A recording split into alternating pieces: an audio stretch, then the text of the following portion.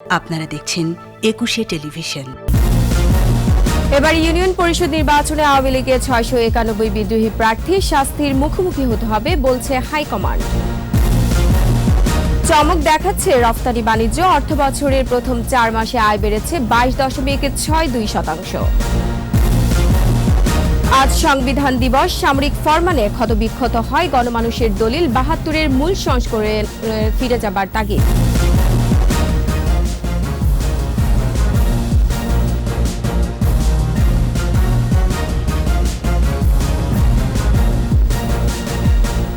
শুনছিলেন first security ইসলামী bank limited সংবাদ শিরোনাম। আমন্ত্রণ জানাচ্ছি সকাল ৯টার ২১শে সংবাদে। সাথে আছে আমি রোমান আমিন। ২১শে টেলিভিশনের সংবাদ একই সাথে সরাসরি দেখতে পাবেন আমাদের ফেসবুক পেজ www.facebook.com/2124 অনলাইনে। সংবাদে আরও থাকছে, পরপর ৪ ম্যাচ হেরে তলানিতে আত্মবিশ্বাস। বিশ্বকাপের শেষ খেলায় বাংলাদেশের প্রতিপক্ষ অস্ট্রেলিয়া।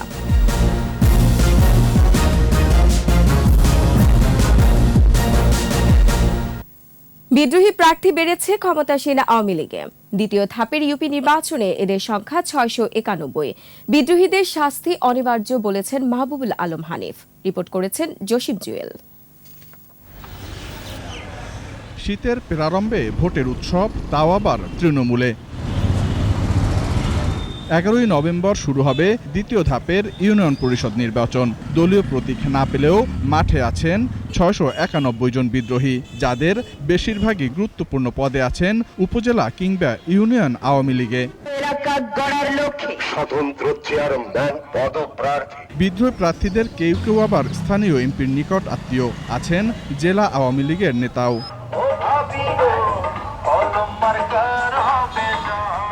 এসব প্রার্থীদের দাবি, কেন্দ্র ব্যর্থ হয়েছে যোগ্য বাছাইয়ে।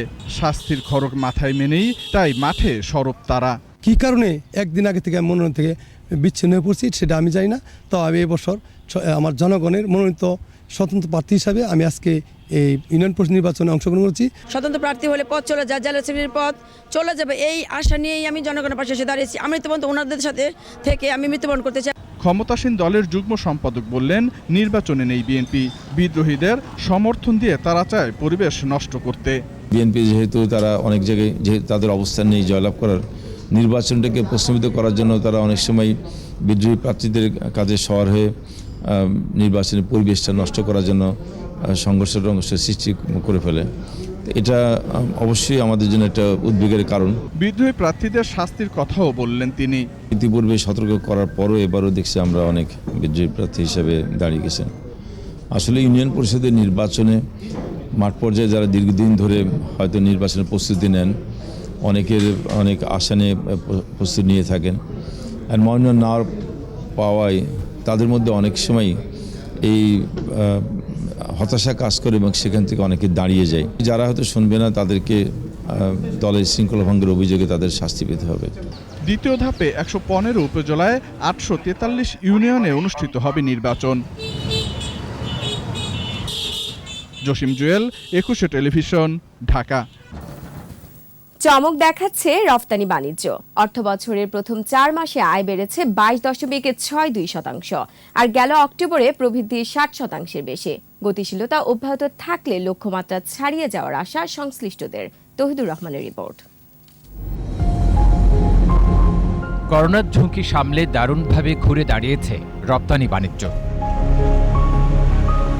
অর্থবছরের প্রথম ৪ মাসে পোশাক রপ্তানি বেড়েছে ২০.৭৮%। বড় প্রবৃদ্ধি হয়েছে কৃষিপণ্য, হোম টেক্সটাইল, চামড়া ও চামড়াজাত পণ্য রপ্তানিতে। ভালো করেছে ওষুধ ও প্রকৌশল খাত।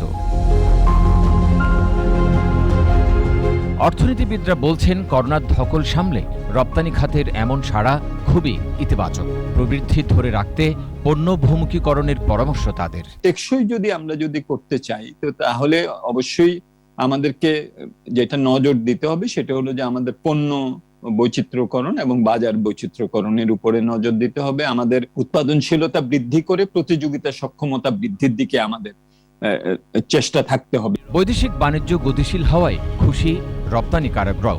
তবে কাঁচামাল ও রপ্তানি ব্যয় বাড়ায় খানিকটা অস্বস্তিতে তারা। রপ্তানির গ্রোথ আরো বাড়বে। এই অর্থবছর পুরোটাই কিন্তু রপ্তানির গ্রোথ বাড়বে। সুতার মূল্যের অস্বাভাবিক বৃদ্ধি, যে এয়ার ফ্রেট আগে আমরা $2 থেকে $2.5 মধ্যে পার কেজি দিতে পারতাম, এখন ইউরোপের মার্কেটে আমাদের $6 থেকে $7, $8 দিতে হয়। বড় চমক দেখিয়েছে গত মাসের রপ্তানি বাণিজ্য। গেল অক্টোবরে আগের বছরের একই মাসের চেয়ে রপ্তানি বেড়েছে 60.37%। বিশ্লেষকরা বলছেন, বিদ্যমান গতিশীলতা বজায় থাকলে চলতি অর্থবছরে রপ্তানি আয়ে নতুন রেকর্ড গড়তে পারে বাংলাদেশ। তৌহিদুর রহমান, 21 টেলিভিশন, ঢাকা। স্বাধীনতা সংগ্রামের পরে গণমানুষের অধিকার রক্ষার অনন্য এক দলিল বাংলাদেশের সংবিধান। বঙ্গবন্ধু হত্যার পর ষড়যন্ত্রকারীরা সেই সংবিধানকেই করেছে ক্ষতবিক্ষত। চেষ্টা হয়েছে রাষ্ট্রের মূল চরিত্র পাল্টে দেওয়ার। বাকিটা শুনুন শাকের আরজু রিপোর্টে। জাতীয় জীবনের একটি গুরুত্বপূর্ণ দিন 4 নভেম্বর।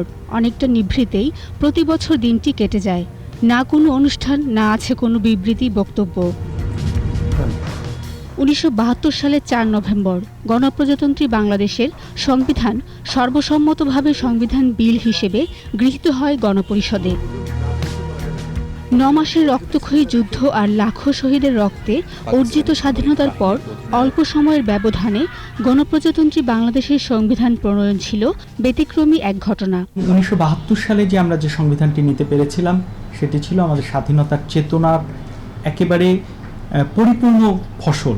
বাঙালি জাতীয়তাবাদ, ধর্মনিরপেক্ষতা, সমাজতন্ত্র ও গণতন্ত্র, এই 4 মূলনীতিতে রচিত হয় বাংলাদেশের সংবিধান।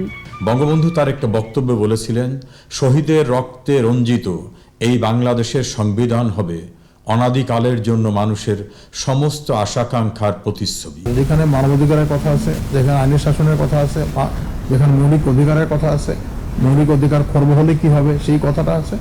এই সংবিধানের সম্পূর্ণ সংবিধান রচনার 2 বছর 8 মাস পর হত্যা হয় স্বাধীন বাংলাদেশের স্থপতি জাতির জনক শেখ মুজিবুর রহমান। সামরিক স্বৈরাচারেরা অবৈধভাবে ক্ষমতা দখল করে রক্তাক্ত করে সংবিধান, ছেঁটে ফেলে মূলনীতি। 1975 সনের 15 আগস্ট বঙ্গবন্ধুকে নির্মমভাবে হত্যা করার পরে বাংলাদেশের সংবিধানকে ধ্বংস করে দেওয়া হয়েছে। বিশেষ করে জিয়াউর রহমান যখন ক্ষমতায়, তখন 1979 সালের 9 জুলাইতে পার্লামেন্টে 5ম সংশোধনীর মধ্য দিয়ে বাংলাদেশের সংবিধানের যে মৌলিক চরিত্র, সেই চরিত্র ধ্বংস করে দেওয়া হয়েছে। ব্যক্তির ইচ্ছা অনিচ্ছায় সংবিধানটা বারবার পরিবর্তিত হচ্ছিল, তার আদেশটা সংবিধানের আদেশ হিসেবে আসছিল। এই বিষয়গুলো বিভিন্ন সময় আমাদের আদালতে আসছে। আদালত এই বিষয়ে অনেকগুলো সংবিধান বাতিল করেছেন, কিছু কিছু করে নির্দেশনা দিয়েছেন। সেই অনুযায়ী পরবর্তীতে সংবিধানটা আবারও বর্তমান অবস্থায় আসছে। স্বাধীনতার সপক্ষের শক্তি দায়িত্ব গ্রহণের পর আগের অবস্থায় ফিরিয়ে আনলেও 72-এর মূল সংবিধানে ফিরে যাওয়া জরুরি বলে মন্তব্য করেন এই বিজ্ঞ আইনজীবীরা। শাকের আরজু, 21 টেলিভিশন, ঢাকা। সংবাদের পর্যায়ে একটা বিরতি নিচ্ছি। যখন ফিরছি তখন অন্যান্য খবরের সঙ্গে আরো থাকবে। নোয়াখালীর কবিরহাটে ঝুঁকিপূর্ণ কাঠের সাঁকো, ঝুঁকি নিয়ে পার হচ্ছে শিক্ষার্থীরা, ঘটছে দুর্ঘটনা। বিরতির পর আবার আমন্ত্রণ সকাল 9টার 21 সংবাদে। নোয়াখালী কবিরহাটের নলোয়া ভুইয়ার হাট এলাকায় ঝুঁকিপূর্ণ কাঠের সাঁকো দিয়ে যাতায়াত করছে শিক্ষার্থী সহ কয়েক হাজার মানুষ, ঘটছে দুর্ঘটনা। স্থায়ী সেতু নির্মাণের দাবি এলাকাবাসীর। নোয়াখালী প্রতিনিধির রিপোর্ট, জানাচ্ছেন রত্না জামান। কবিরহাটের নলুয়া গ্রামের অন্তত 10,000 মানুষই ঝুঁকি নিয়ে চলাচল করছে এই সাঁকো দিয়ে। 2 দশকের বেশি সময় ধরে রফিকুল্লাহ সড়কের খালের উপরে নির্মিত প্রায় 300 ফুটের এ সাঁকো দিয়েই যাতায়াত তাদের। সাঁকো পার হতে গিয়ে এ পর্যন্ত প্রাণ গেছে 2 শিশুর, পড়ে আহত হয়েছে অর্ধশত মানুষ।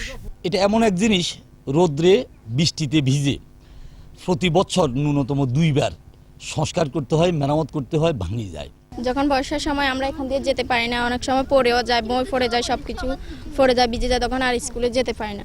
অ্যাম্বুলেন্স যাওয়া আসার কোনো ব্যবস্থা নেই। আমাদের যে ইমার্জেন্সি রোগীগুলো, এগুলো যদি হসপিটালে নেওয়া লাগে তাহলে অনেক দূর দিয়ে নেওয়া লাগে, বা ওগুলা রাস্তার অবস্থা খুব খারাপ। অধিকাংশ কাস্টমার পূর্বাঞ্চলের, কিন্তু কাস্টমার এই ফুলের যাতায়াতের কারণে আসতে পারতেছে না, আমরা মাল বিক্রি করতে পারতেছি না, আমাদের ব্যবসায়ীদের অবস্থা খুবই খারাপ। 2টা বাচ্চা মারা গেছে, কয়েকটা হুন্ডা ভরে গেছে।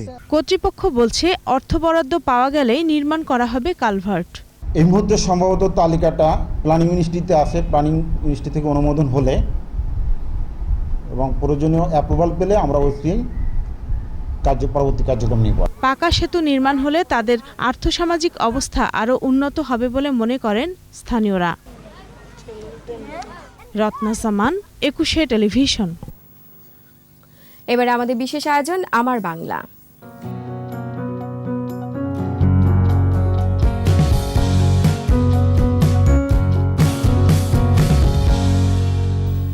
মুক্তিযুদ্ধে শেরপুর জেলার অবদান ও গারো পাহাড়ের ক্ষুদ্র নৃগোষ্ঠীর ঐতিহ্যকে তুলে ধরতে গজনী অবকাশ কেন্দ্রে গড়ে তোলা হয়েছে দুটি জাদুঘর। জেলা প্রশাসনের আর্থিক সহায়তায় জাদুঘর নির্মিত হয়েছে। শেরপুর প্রতিনিধি শরীফুর রহমানের রিপোর্ট, জানাচ্ছেন মাসুম আলিসা। উত্তর সীমান্ত জুড়ে নয়নাভিরাম গারো পাহাড়। সীমান্তের গারো পাহাড়ের আশেপাশে 9টি ক্ষুদ্র নৃগোষ্ঠীর বসবাস। তাদের একটি সমৃদ্ধ কৃষ্টি ও সংস্কৃতি রয়েছে মুক্তিযুদ্ধে বীরত্বপূর্ণ অবদান। এই পাহাড়ে শেরপুরের ঝিনাইগাতির গজনী অবকাশ কেন্দ্র। এখানে বঙ্গবন্ধু, মুক্তিযুদ্ধ এবং ক্ষুদ্র নৃগোষ্ঠীর ঐতিহ্য তুলে ধরেছে দুটি জাদুঘর। বঙ্গবন্ধু ও মুক্তিযুদ্ধ জাদুঘরে জাতির পিতা শেখ মুজিবুর রহমান ও তার পরিবারের দুর্লভ ছবি, মুক্তিযুদ্ধের ইতিহাস, শহীদদের ছবি সহ স্বাধীনতার ইতিহাস তুলে ধরা হয়েছে। বঙ্গবন্ধু জাদুঘর হইতেছে, এর জন্য আমাদের এখানে অনেক লোকজন বাড়বে। সামনে এটাকে আরো এগিয়ে নিয়ে যেতে হবে। ক্ষুদ্র নৃগোষ্ঠীর জাদুঘরে গারো, হাজং, কোচ, হদি, বানাই সহ ক্ষুদ্র নৃগোষ্ঠীর সংস্কৃতি, ঐতিহ্য, তাদের ব্যবহৃত আসবাবপত্র ও ইতিহাস প্রদর্শিত হয়েছে। এই জাদুঘরটি হওয়ার ফলে আমরা মুক্তিযুদ্ধ এবং আদিবাসীদের জীবন সম্পর্কে অনেক কিছু জানতে পারবো। ইতিহাসের সাক্ষী হয়ে থাকার মতো একটি ব্যাপার। আমাদের কৃষ্টি সংস্কৃতিকে জিয়ে রাখার জন্য একটা কালচারাল একাডেমি স্থাপন করা। বিভিন্ন দেশ থেকে বিভিন্ন ঘুরতে আসবো। জাদুঘরে প্রদর্শিত সামগ্রী দেখে নতুন প্রজন্ম ও শিক্ষা সফরে আসা শিক্ষার্থীরা জানতে পারবে ইতিহাস, ঐতিহ্য ও কৃষ্টি।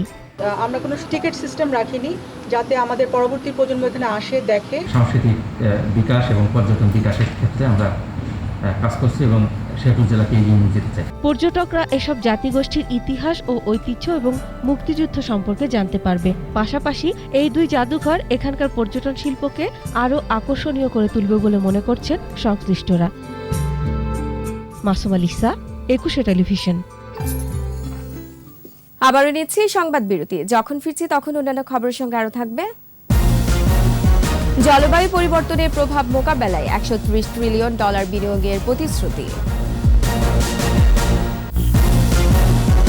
আর এরই সাথে শেষ করছি সকাল 9টার 21 সংবাদ। যাবার আগে ফার্স্ট সিকিউরিটি ইসলামী ব্যাংক লিমিটেড সংবাদ শিরোনামগুলো আরও একবার।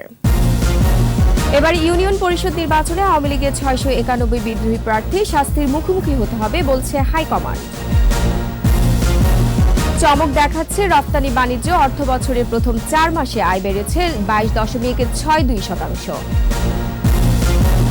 আজ সংবিধান দিবস। সামরিক ফরমানে ক্ষতবিক্ষত হয় গণমানুষের দলিল। 72-এর মূল সংস্করণে ফিরে যাবার তাগিদ।